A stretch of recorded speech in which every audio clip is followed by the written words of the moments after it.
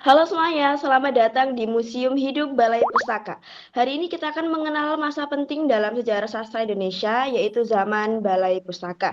Di mana masa ini ketika karya sastra mulai tumbuh dan dikenal luas di kalangan masyarakat Indonesia.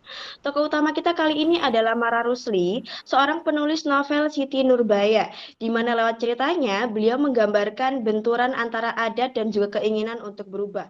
Dari sinilah lahir semangat baru dalam dunia sastra Indonesia.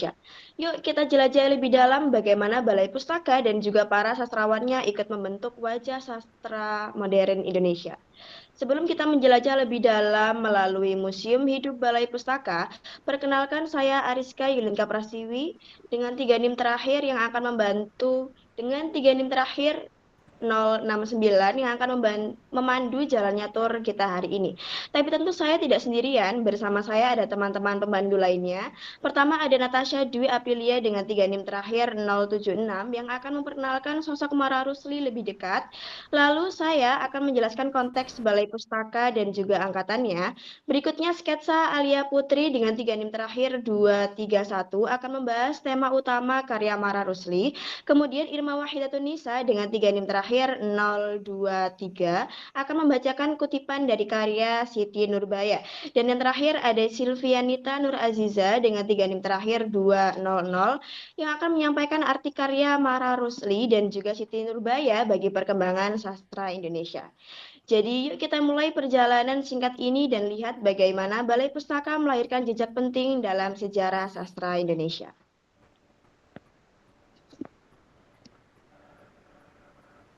Baik, halo teman-teman. Perkenalkan, saya Natasha. Di sini saya akan menjelaskan mengenai biografi dari Mara Rusli.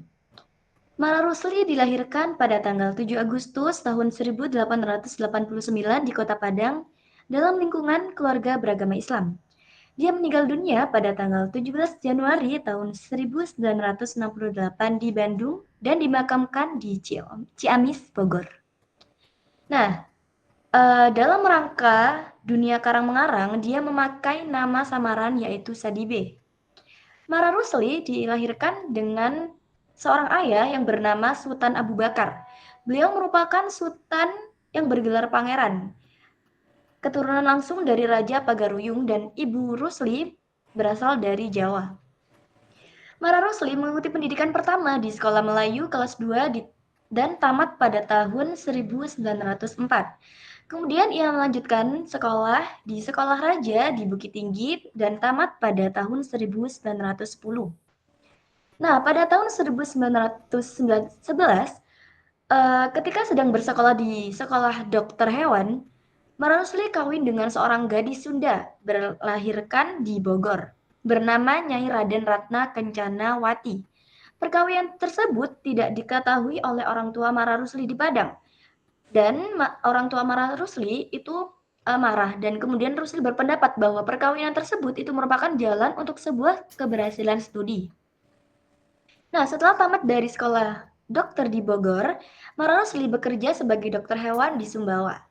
Setelah menamatkan studinya di kedokteran hewan, Mara Rusli pulang ke Padang. Nah, walaupun memiliki keahlian di bidang kedokteran, Mara Rusli memiliki pengaruh perhatian yang amat besar terhadap dunia sastra dan masyarakat. Memang sejak kecil, Mara Rusli memiliki gemar mendengarkan tukang kaba mendedangkan kabayanya yang merupakan dongeng-dongeng yang memberikan wawasan dan pendidikan pada pendengar. Setelah mendapatkan pendidikan tinggi, Mara Rusli mulai melihat kepincangan pelaksanaan adat terdapat di Sumatera Barat yang membuat Mara Rusli tertarik dan berpikiran lebih luas untuk terjun dalam karya sastra. Mulailah ia menulis novel yang disebut dengan Siti Nurbaya.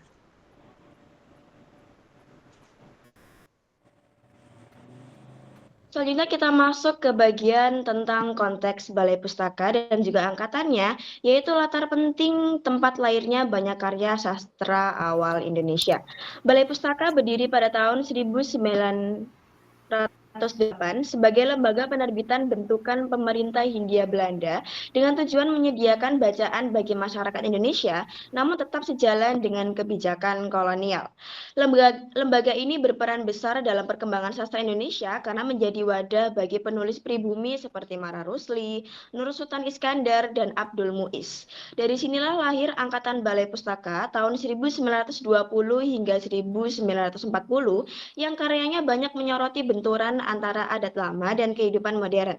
Mara Rusli melalui novel Siti Nurbayanya yang terbit tahun 1922 menggambarkan konflik antara adat Minangkabau dan semangat perubahan sosial yang mencerminkan nilai-nilai moral sekaligus kritik terhadap tradisi kaku. Karya ini menjadi simbol semangat zaman Balai Pustaka untuk menjaga kesopanan bahasa dan moral, namun tetap membuka jalan bagi sastra Indonesia modern.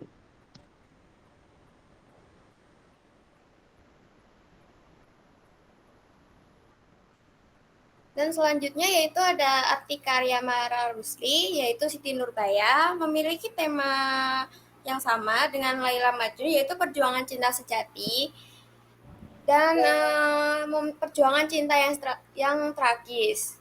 Konflik utamanya yaitu berpusat kepada konflik pernikahan paksa, di mana Siti Nurbaya mengorbankan diri demi menyelamatkan ayahnya. Kritik sosialnya yaitu mengandung kritik terhadap adat Minangkabau pada masanya seperti poligami.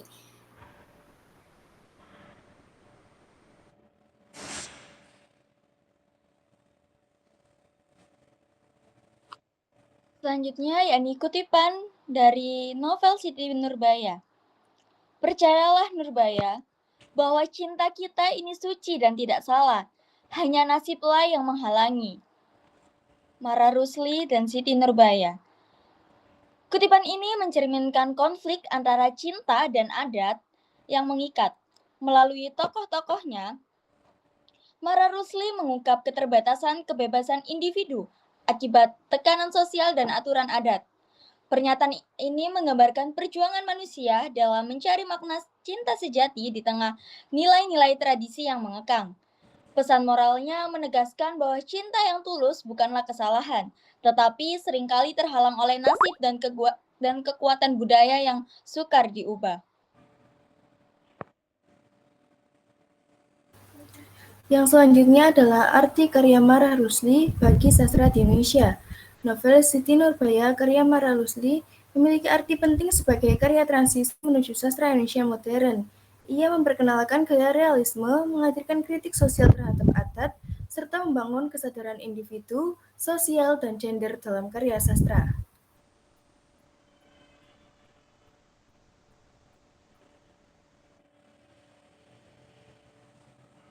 Baik teman-teman, kita sudah sampai di akhir tur museum hari ini. Dari perjalanan tadi kita bisa lihat kalau Balai Pustaka punya peran besar sekali dalam perkembangan sastra Indonesia.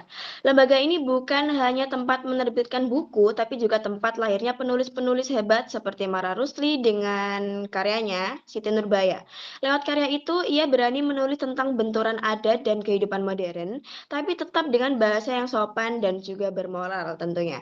Dari sinilah sastra Indonesia mulai berubah menjadi lebih teratur, lebih nyata, dan lebih dekat dengan kehidupan masyarakat. Jadi bisa dibilang Balai Pustaka itu seperti pintu pertama menuju sastra modern kita sekarang. Lalu kalau bicara soal e-text, teknologi saat ini membantu sekali untuk memahami sejarah sastra dengan cara yang lebih menarik.